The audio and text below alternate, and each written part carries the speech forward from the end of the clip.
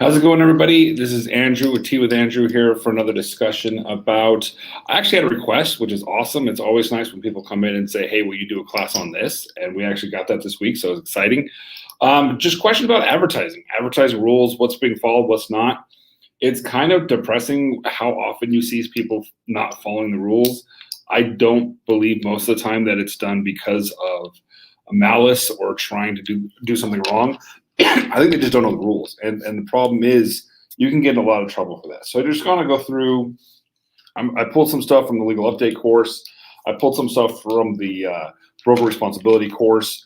And then I went to check the truck website and talked about a couple things because it's really difficult to know what you don't know. And that's kind of a scary process and thought.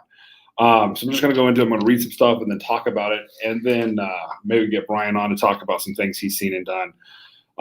Again, countless times I've been talking to an agent. They're like, "Hey, what do you think about new signs?" Those are illegal, but otherwise they look great. You've got to make sure you're following the rules. And if you're spending money on advertising, people get very frustrated when you say you can't put that up or you can't hang that or you can't use that because you're breaking the law. So just making sure people understand these things. Advertising subsection 535.155 of the El Paso Code or the Texas Code. Each advertisement must include the following in a readily noticeable location in the advertisement. 1, the name of the license holder or team placed in the advertisement. You have to advertise yourself. Obviously, you'd be amazed how many times I've actually seen people not put their name on an advertisement expecting a phone call. Strongly recommend a way to be able to contact them as well.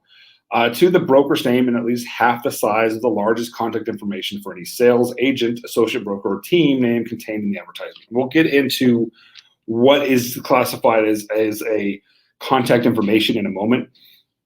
But that is number one requirement. And as a broker, I get hit all the time. It's like, "Oh, you're just trying to," guys, it's the rules. Texas Real Estate Commission makes it very clear.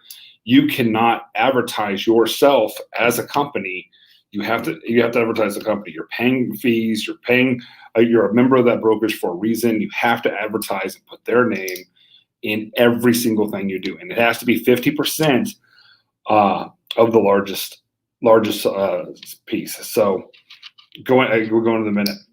For this purpose of this section, advertisement is any form of communication on or behalf of a license holder designed to attract the public to use a real estate brokerage service. Includes but not limited to publications, brochures, radio or television broadcast, electronic media, including email, text message, social media, internet, business stationery, business cards, displays, signs, and billboards. Advertisement does not include communication from a license holder to the license holder's current client, and a directional sign that may also contain only the broker's name or logo. So if you're doing an open house and you just have a sign with the brokerage name or logo with an arrow, that is allowed because that is not quote unquote an advertisement. I want to talk about emails real quick, guys, because a lot of times people get in trouble with their emails. And I've got this, pull this up on my phone because finding everything in the same location is hard. Subsection 531.20, the information about brokerage services section. Hopefully by now everybody has learned and understand that you have to have the information about brokerage services filled out and attached to your website and to your email addresses. Now, if you in the email, if it is a link, it cannot be in the I use this word 1,000 times, and I'm talking about it preparing for this. The signature line, it cannot be part of the signature. It has to be in the body. It has to be a portion of the body to count. And the sad truth is, guys, the most of the times that people get in trouble for this is when they email Trek. And when they email Trek and it's not there, Trek knows you're not doing it because it's not there. So making sure you go in, you have it set up where every time you send out an email, the link is in the body and a part of that email explaining what the information about brokerage services form is, and that it is filled out. That is a very important thing. People get in a lot of trouble for not doing that. Make sure you do it. The goal is to make sure that substantial dialogue, people are given this information. And what it does is if you actually look at an information about brokerage services form, it tells the client or customer, whoever you're working with, your name, your license number, your phone number, and your supervisor's name, license number, and phone, email address, and the broker's name a phone number, license number, and email address. So it gives them the opportunity that if you're not doing what you're supposed to be doing, they know who to call. And that is what Shrek wants to see. They want to make sure people know where they can go and what they can do. Now, contact information, because I said it has to be 50% of the largest piece of contact information. Means any information that can be used to contact a license holder featured in the advertisement, including name, phone number, email address, website address, social media handle, scan code, or other similar information. So if you have a phone number that takes up half the sign, 1/4 of the sign has to be the size of font for your real estate broker. That a lot of people don't understand. You can't have this like little microchip logo in there. It has to be 50% of the largest thing. If you have a scan code and it takes up almost the whole sign, hopefully you guys are getting this and how this works. You've got to make sure you're doing what's correct and what's going on out there. Now, there is a social media litmus test, because social media is one of those things where does it count as advertising? Does it not count as advertising? And what we're taught in the legal update courses is there's a litmus test. How do you know if you're posting on social media is considered an advertisement? Focus on the intent of the message. Is the message designed to attract the public to use real estate broker services? If the answer is yes, then it's advertising. If you say, "Hey guys, I would love you to call me to buy, list and sell your home," that's an advertisement. Hate to break it to you. If you say, "Hey, check out my new puppy, is adorable," probably not an advertisement. Handy litmus test. If I put this on a postcard and mailed it to a neighborhood, would I need to add my brokerage name? If the answer is yes, all the advertising rules apply. So you got to make sure you're following all the rules with social media that you're following with everything else. There's a lot of information in here about copywriting, about those things. What I want to talk about on that is, guys, don't be stupid. And what I mean by that is I've caught agents and I've seen agents will take a picture of a celebrity, like cut and paste it onto their thing saying, "Hey, use blank, they're amazing." That is a huge no-no. If the celebrity finds out you're doing that, they will sue you for rights infringement, and you can get in some serious trouble. I've heard stories about people losing hundreds of thousands of dollars in a lawsuit because that's what they pay, that's what they charge for those endorsements. So do not get a picture of the latest and greatest person. If you're into, people are into Chuck Norris, don't say Chuck Norris says this is great, and don't do for you older people, Bo Jackson, Bo knows real estate, he says use me. Because if you're doing that, you're violating the rules, and you're using their likenesses to make money and to help yourself. No, Nick, you cannot say have The Rock say you're amazing. And you guys, trust me, they have people looking out for this stuff, and I've seen it happen. I've heard stories. I've been in the rooms where people go in there and they get sued by these individuals. So you might be thinking, "Hey, it's hilarious, it's cute, everyone knows it's not a real thing." Well, that's how they make their money. I mean, they make their money off of endorsements. And if you're not paying them for their endorsement, you're lying about their endorsement, you can get some serious trouble. And people will be like, "Oh, I didn't even think about that." Think about it. Please, for the love of God, do not take someone's likeness and pretend they're endorsing you, because you can get in some serious trouble. I've seen it done. Don't do it. I've seen the pictures online. There's a lot of conversation about, any news is good news. Create controversy and have these things. We've seen bits and pieces of that where it starts a conversation. It's an angry conversation, but it still makes the phone ring. Do you want to do that or not? Do you want to be bribed in the middle of all of this controversy? Probably not. But again, that's up to you. Always remember, everything you do is an advertisement. You never take your real estate sign off. Oops, someone's coming on. Brian's on. Can't hear you. Didn't mean to come on that quick. Apparently, when I turned my camera on, it just flashed me in. No problem.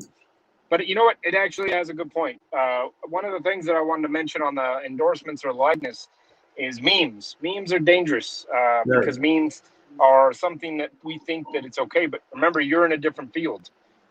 You're not in a field where you can just get away with it, right? You're in a field where you are under different obligations. So use of memes is dangerous because it's going to open you up for, are you using that as an endorsement? We know of a local brokerage here that had to change their name because their name conflicted with another company's name. This has happened across the board, and it happens regularly. So we just need to be understanding that there's a lot more to be said for that, that we may discount, and it's dangerous. The other thing that you mentioned, teams. So, guys, We haven't gotten there yet, but we will. So go ahead. All right, fair enough. Well, I was going to say teams. I've heard so many people reference themselves as CEO, and I don't know if you want to lead on that, why that is such a bad thing when you're a team. Oh, and that it's one of my biggest frustrations. Trek makes it very clear: if you are not the broker, you are not allowed to call yourself a CEO. Period. No questions, if, ands, or buts. You can't be the CEO of a company if you're not the real estate broker. If you are advertising yourself, and this is scary too. Nick Haggerty is a co-owner of Century 21 Haggerty. He's my brother. He's my older brother. He can beat me up. There's no doubt about it. Anyone would agree. But he is not even allowed to say. It's very risky for him even to put owner on his business cards, because it's implying that people think that means he's the broker. The Trek gets very mad about it, but CEO, that is a no-no. You are not allowed to call yourself a CEO unless you are in fact the real estate broker, because you're implying that you're in charge. And the person in charge in the real estate world is the real estate broker. No ifs, ands, or buts about that. Team names, we can talk about those for a minute. The problem with teams are great, teams are amazing, but they come with a lot of rules on what they can and can't do. Switch over to the next section, because we're already pretty much there anyway. Talking about teams, is there's a difference between a company's DBA and a team name. Our company is the Haggerty Company. DBA registered is Century 21 Haggerty. We're doing business as Century 21 Haggerty. A DBA is another name for a company. A team name cannot be a DBA. And a team name has to be very careful to make sure they not sound like they're trying to be a company. Any broker, entity, or individual can have a DBA, but a team name is different. A team name is used only by a team or group within a brokerage that is not the broker's license name or DBA.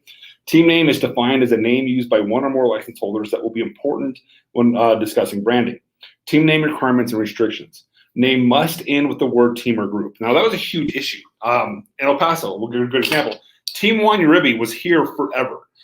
Had that name 20 plus years as far as I remember. Had to change the name because it has to end in team or group. Can't begin with the word team. That's a frustration where a lot of people came in and said, hey, we've been branded this for years and years. They came in with these rules 4 or 5 years ago, I want to say, and came in and said, nope, it has to end in team. It can't begin with team. Another requirement is prohibited words. You cannot use the word brokerage, company, associates, or anything, some words that sound like a corporation type name in your team name. You can't, Brian Birds cannot be Brian Birds and Associates as a team name. It's illegal because it sounds like that could very well easily be a corporation or a business name. Common acceptable words you can use, and these came back. They didn't allow them, but they now do. Property, real estate, homes, realty, those can be in the team name, but again, it has to end with team or group. Thoughts that you had on team name, Brian, real quick? A lot of people are breaking the rules, and we've seen this, we've heard this, and guys, it's silly stuff that you thought you would never need when you were going through class. Now you need it. It's as simple as something as using for sale on a sign. If you use for sale on a sign, which a lot of people do, guess what? You got to go put a rider that says pending or sold once it is. Because if you are not, you're breaking the rules. These are the small nuances. And the team factor, listen, everybody is trying to get towards the opportunity of making what brokers are making as far as money. But you have to be very cautious to understand that you also now have to take some of the responsibility of what a broker has to take the responsibility. You have to be a licensed supervisor of the people that are on your team. You have to be these things. And marketing wise, you have to make sure that you're following the rules and obligations. I mean, it sounds silly, but something as simple as not having the correct signature, if you have that wrong, that is license loss, right? Guys, it sounds really silly, and this might sound like I have a really no life on my hands, but I like to go through and see where people are getting in trouble with their license. And the reason I want to see this is because I want to know, oh man, I need to be really cautious on this, because I was reading through one the other day, and what happened is client said, hey, client, here's the keys. Client said, okay, but he told him, don't go back by the house until I tell you it's funded. But he didn't have enough time to go out to the house to let him have the keys later that afternoon. So he gave him the keys. Well, guess what the client went and did? Opened up the house. This gentleman lost his license because he trusted that somebody else would do what he told them. Now imagine on a team, I'm trusting that every one of my team members are doing what I asked. And if they don't, I'm obligated by the fact that I'm a supervisor to put it in play. And that goes for marketing as well. So brokers have been smart enough to realize that, hey, listen, as these teams start to get very dynamic and grow, that's great, except for one simple fact. As a broker, the responsibility gets a little more terrifying. So I'm going to put a little more responsibility on the team lead. And that's why licensed supervisor has come into play. I don't know if you want to chime in on any of that. Well, licensed supervisors have to be designated by the broker, have to have taken the broker responsibility course. And if you have not taken the broker responsibility course, you should. Everyone has to take 15 hours or 18 hours every year anyway. You have to take the hours. Might as well take broker responsibility. It is one of those classes that make you go, that's why my broker is such a jerk about this or that or this certain thing. And it's a class every time I take or every time I teach, go, oh God, oh yeah, oh. And you're always going to pick stuff up and remember stuff and learn different things that you need to do. But having someone be a licensed supervisor is a big deal. They can get in trouble. They can have their license hurt as well, overseeing those agents, because you have given some authority as broker to that agent who has accepted said authority and is licensed with TREC. That's why in the information about broker services form, there's a spot in there for licensed supervisor. Who is overseeing this person? And that's a person you can go to, because how many times have we been there where people are like, I don't think this person has a boss. They have a boss. And having that knowledge is extremely, extremely important. Yard sales, what Brian said is absolutely true. The funny thing is, 10 years ago, I never saw the words for sale on a for sale sign that I can remember, because we've trained the public to know what a for sale sign looks like. So we don't have to put for sale. If you go look at the majority of signs, it never says for sale. Well, two reasons. One, we double dip and we use that sign for rent and for sale, and we put a for rent writer if it's for rent. But two, what Brian said is true. If you have a for sale sign on that, the words for sale are on that sign and you're marketing it for sale, as soon as it goes pending, you have to put a pending sign on. And as soon as it is sold, you have to put a sold sign on before you take it down. So making sure and putting that additional requirements to yourself is a scary task in my world. And I just love that ability to double dip. And it's amazing how many times clients have called me and say, I'm looking at the sign, it says for sale. I was like, it doesn't. I can promise you it doesn't say for sale anywhere on it. It has a picture of our logo or my name and my phone number. That's about it. But we have ingrained that image to mean for sale sign. So people just assume and know it means that's what it is. But if you have the words, if you are a small company or if you're an individual person and you're out there saying, hey, I'm going to do this, be careful in what you do and what you're trying to get away with on that, because you can get in trouble. And another thing I want to talk about real quick because it's important. Did you have something real quick, Brian? Yeah, I was going to say, a lot of times people say, well, I didn't know. Well, if you didn't know, that is not a excuse. I actually am literally, I'm sitting here waiting to pick up my son, and I'm staring at a sign that says for sale.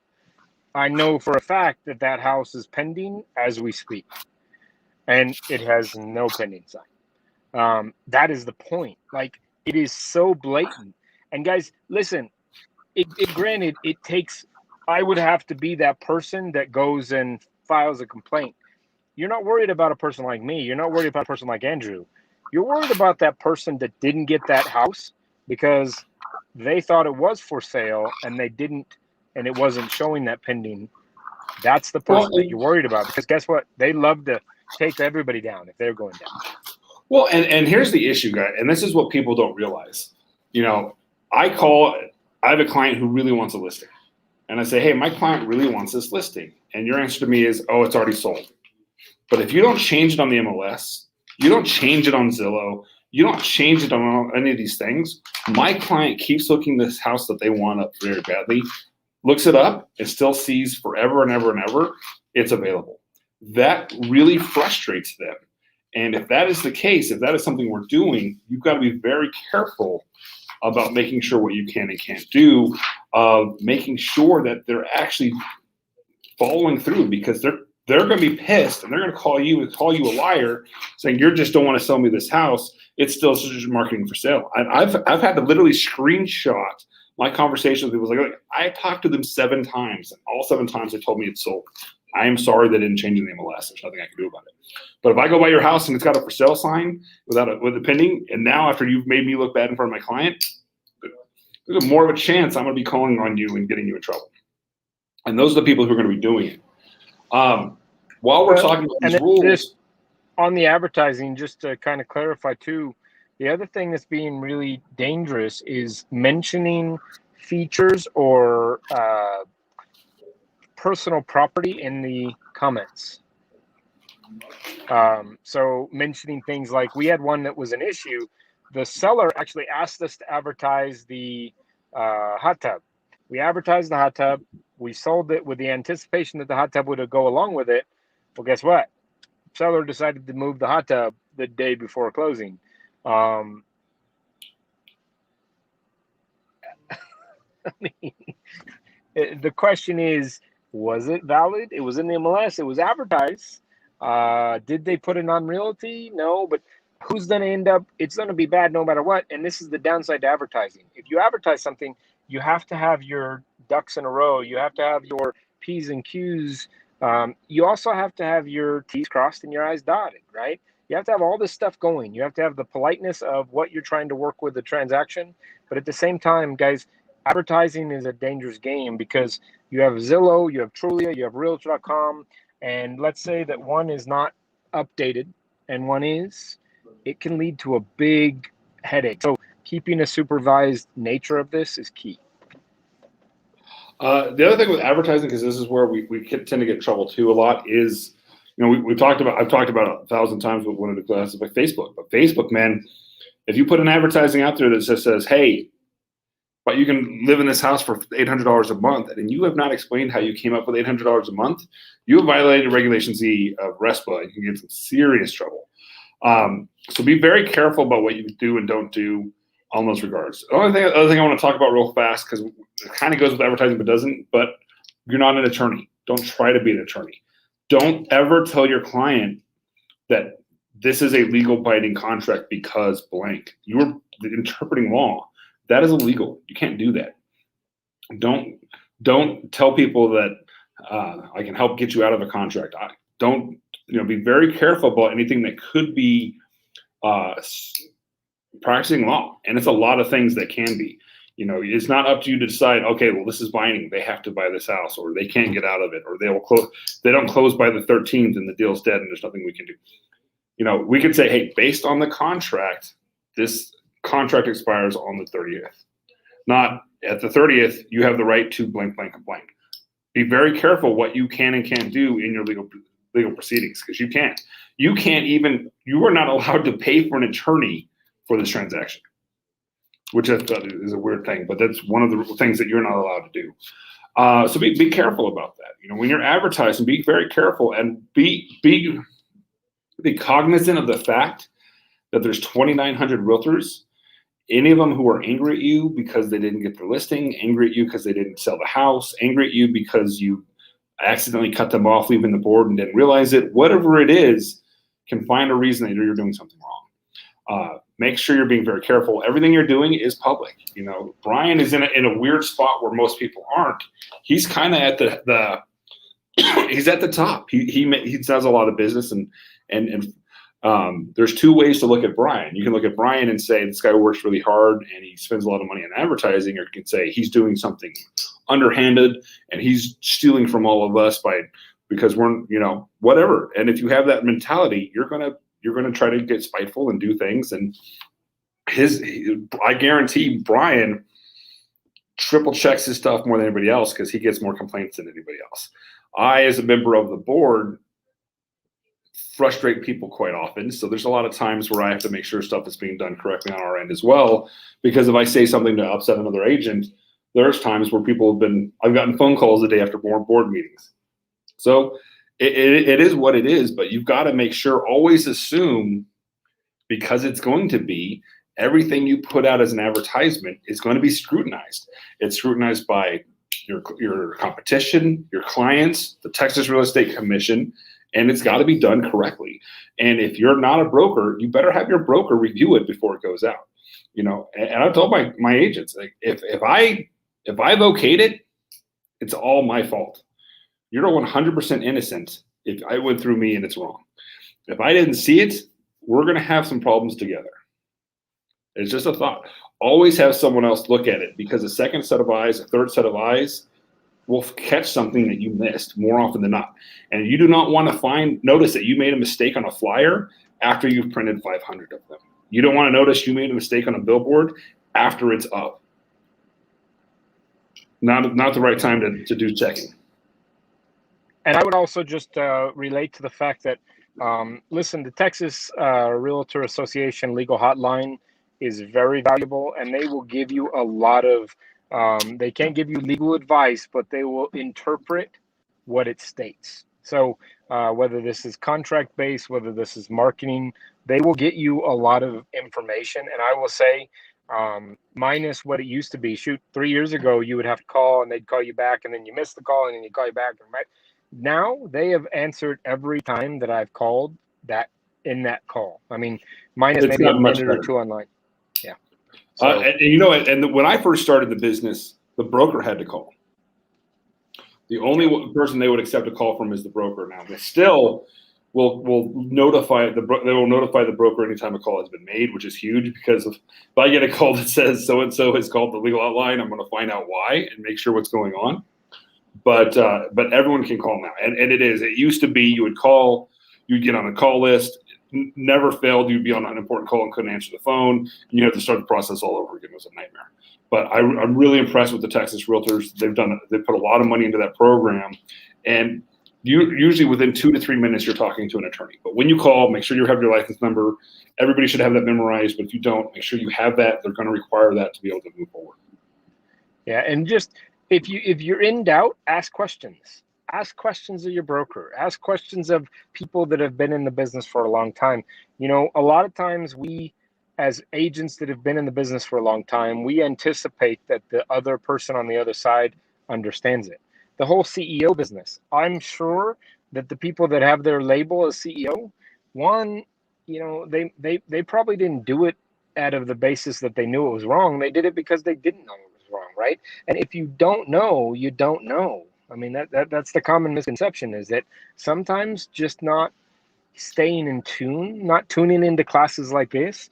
Guys, just today, 2 or 3 hours ago, I called the legal hotline because I needed clarification on paragraph 2 of the third-party financing addendum. I was shocked by the response and the answer. So, Andrew, great class for next week. Very good information. And it brought up something that I didn't ever anticipate. But I learned something new 16 years in the business about a document that I've probably signed hundreds of and seen hundreds of over the years. And that's the point, right? Every single time we are going to learn something if we take the effort to learn something. But the moment you say, "Oh, I know," who says they know everything, is the moment you get your butt kicked. Yeah, I don't trust anyone who says they know everything about this business. I learn every day. I learn something new, and if you're not learning something new, you wasted today. It is a great business with continuously changing things. And I'll give you guys an example of that. September 1st, 600 new Texas laws went into effect. Does everybody know them? All 600 laws that are now binding? Probably not. And they're always continuously changing and growing. And this month, the contract that we spent so much time learning. The contract changed. Yeah. The contract we've spent so much time since April 1st learning this new contract. It's in the final stages of being changed again. Lots of stuff in there about MUDs, lots of stuff in there that who oversees home warranties has changed. and all that has to be put into the contract. So stuff is continually changing. If you're not paying attention and you go to open a contract, you're like, well, that's not where that used to be, or that doesn't look like it used to. It's a scary thought. It's a scary process, and hopefully that's not happening in front of the client. But I hope this was helpful, guys. I hope you guys got something out of this, just some knowledge about what you do. Please, make sure that you got the information about broker services done correctly in your emails, because Trek is pretty. I don't want to say sneaky, but there's a lot of times they're like, well, you need to email that to us. They want to see your email. They want to make sure your email is correct and you're doing the correct thing. And that's where people are getting in trouble when they email Trek. Making sure that you have the correct stuff signage and it's done correct and the sizing is correct. And we see that all the time. It's like, I can't even see the fact that you have a broker. I've seen so many team signs without a brokerage at all on the sign. That's not legal. It's not. You're violating the advertising laws. So that's pretty much all I have today, guys. I hope it was helpful. Brian, thank you for being on. I think he froze. Or he's just really, really serious. With that, guys, appreciate it. And we'll see you next week for Tea with Andrew again. Thank you so much.